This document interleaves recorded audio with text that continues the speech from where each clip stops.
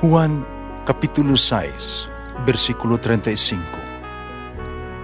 Si Jesus miingon kanila, "Ako mao ang pan nga naghatag sa kinabuhi. Ang muari kanako dili nagayod gutomon, ug ang mutuo kanako dili nagayod uhawon." Ang mga puno Pan sa kinabuhi. maglikon unta sa mong pagtuo ug gagaka kami sa pagtuman sa imong mahal nga kasuguan. Ang Ginoo man kaninyo, ang Santos nga Ebanghelyo sumala ni San Lucas.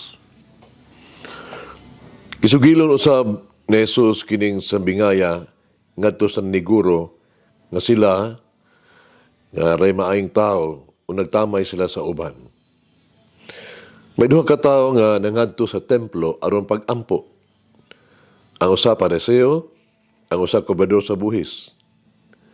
Ang Pariseo naglain pagtindog o nag-ampo.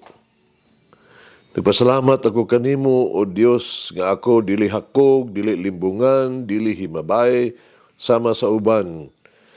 Nagpasalamat ko kanimo, nga dili ako sama ni anang kobrador sa buhis. Nagpuasa ako duha ka adlaw matag semana.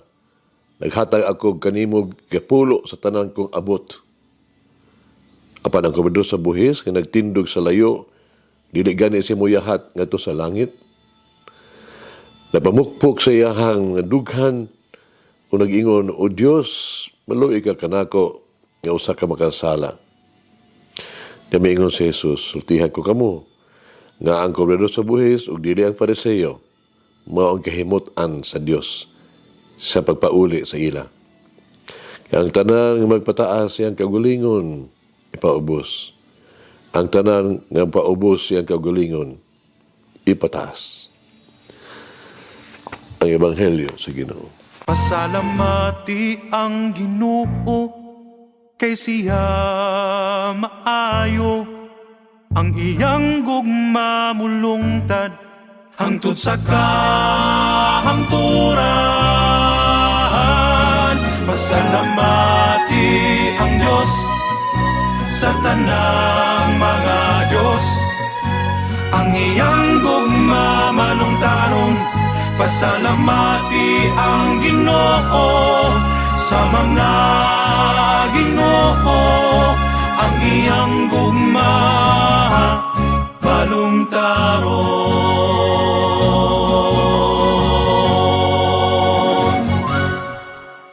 Sulayi ko no, pagkagisulti sa usa ka tawo, bahin na gyud siyang kaugalingon.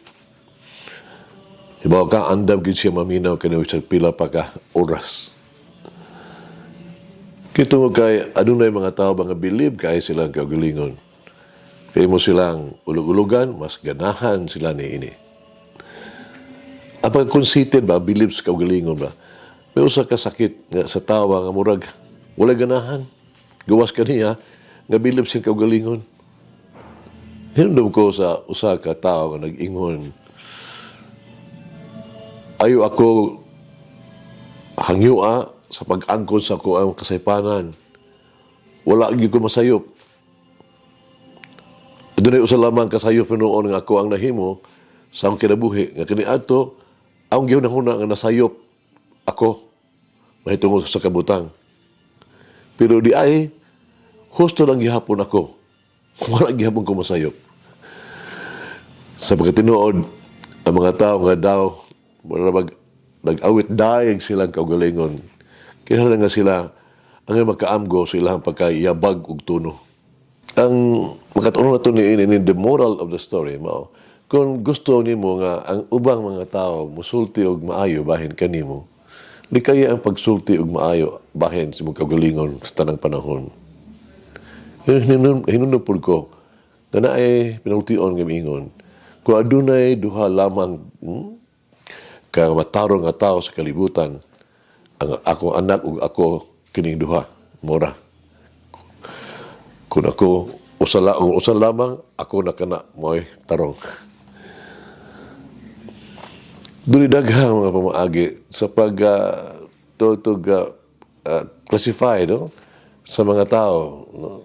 Depende sa pamatasan nga atong gigamit aron pag-ila nila, edad, edukasyon, relihiyon, uban pa. Ang mas lawom nga paagi sa pag-ila sa mga tao mao ang papangita kung giunsa nila paglantaw ang ilang kaugalingon, ang uban ug ang Dios. Kining pagiha nga pagtan-aw magbahin sa katawhan ngadto sa duha ka lamang kasukaranan o two categories. Ang mapetason, ang mapaubsanon. Ang sabi nga si Pariseo, usa ka sa buhis, nagpadayag sa usa ka, ning ka matura na. Ang pagkagamay nga utok mao ang tao nga naputos sa iyang kaugalingon. Mag-ampo kita. Naghumaong Diyos, nining panahon sa Kwarisma, tabangi ko, kay punting ang ako ang mga mata sa imong anak, si Jesus.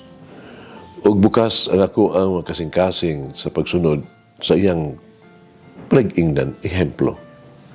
Tabangi ako nga mutubo mas lig-on pinagi sa pagkat-on sa pag-ingon dili sa among mga sala, sa akong mga sala o sa akong mga kapakihasan. Tabangi ako sa paggahin ug dugang panahon sa pag-ampo, pagigsulti o pagpaminaw kanimo. Tabangi ako nga makita ang mga panginahanglan sa uban ug ipaambit ko kung unsa ang anaa kanako ngadto sa mga kabus, gigutom o walay puloy-anan. Ipayo ako kini mo, pinaagi ni Kristo na akong Ginoo. Amen. Mo Mary, change my heart so I may worship the Lord in humility and truth. Mula ng Diyos magagahom sa tanan, Amahan ng Espiritu Santo. Amen. May the Lord of the divine mercy bless us all, heal us from all diseases and suffering. Ayun unta niya kita, tanang mga sakit na sa lawas o sa kalag, body and soul. In the name of the Father, the Son, and of the Holy Spirit.